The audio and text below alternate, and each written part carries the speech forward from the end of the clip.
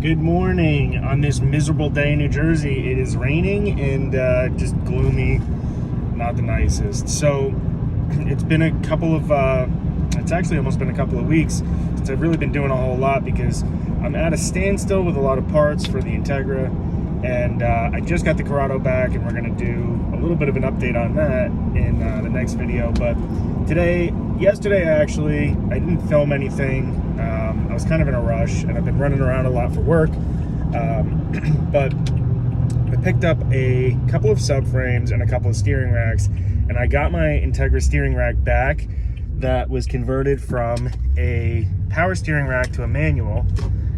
And we're going to go and just power wash and clean some of the other racks off, and I'm going to go over with you what the benefits are and why we did this. Since it's a little miserable out, I'll just show you in here before I show you what we're going to do. And I bought these off of one of my friends who does car part out, K series, B series, Honda part outs in general. So he buys everything from fully built cars to stock cars to cars that were in a junkyard that that are going to go to the crusher, but he's able to buy and salvage all the parts off of. So that my buddy who built the rack and turned it into a manual rack from the power steering rack, he didn't have any cores. So I was like, you know what, let me pick up a couple cores. I'll get a couple subframes, have them refinished, and then offer them for sale for people, just to help everybody else out. Not everybody knows a good powder coater. Everybody wants that instant gratification, so it just kind of helps everybody else out. I'll probably have the sway bars powder coated too and just cleaned up, and if the compliance arms and the lower control arms, the front lower control arms are any good, I'll keep them. And then if anybody just needs like bolts, the bushings or whatever, I mean, none of them are probably all that great because they did come out of older cars. All that stuff can be replaced. We're going to be using PCI on my Integra, as we are with every pretty much piece that they make. But you can replace all those bushings anyway. So realistically, what I'm doing at this point is just cleaning them up. So taking them apart and sending them off to my buddy and then bringing them to the powder coater. It's just one less step. Grimy. Nobody wants to deal with grimy and disgusting stuff. So let's clean this stuff up. I'm just using a little Grios engine bay cleaner. You could use degreaser, you could use whatever you want, but this is the best way. And these things are getting harder and harder to find, and the power steering rack from an Integra to converted is a little bit better than an EG manual rack. So let's get started.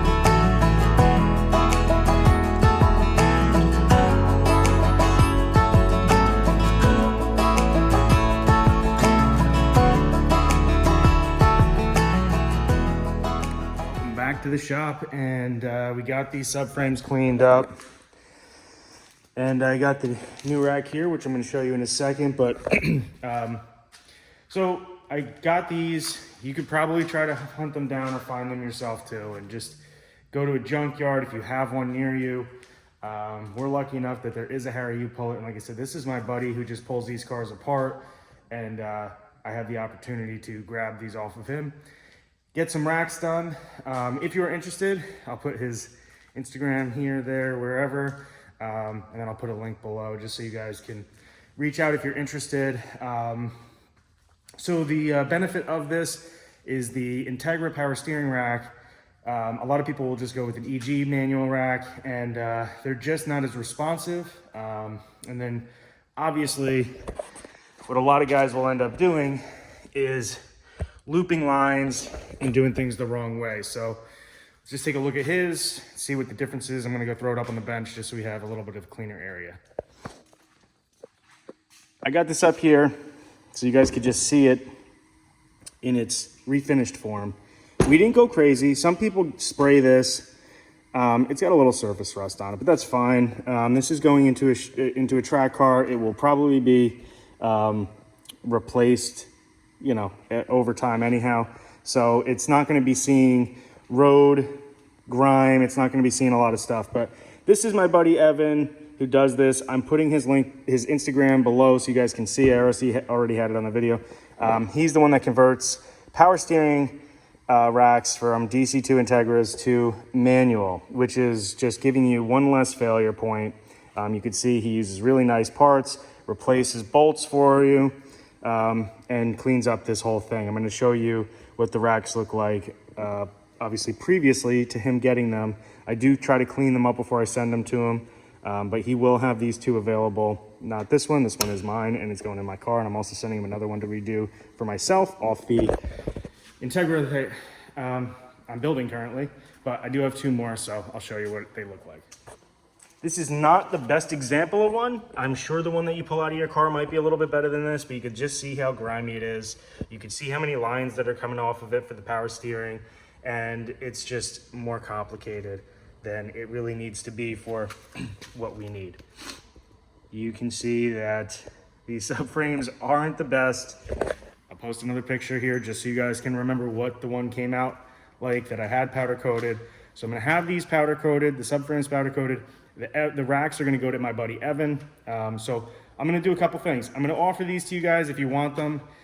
They are for sale. I haven't sold any of them. I did post them up in a couple local forums, got a little bit of pushback for pricing purposes.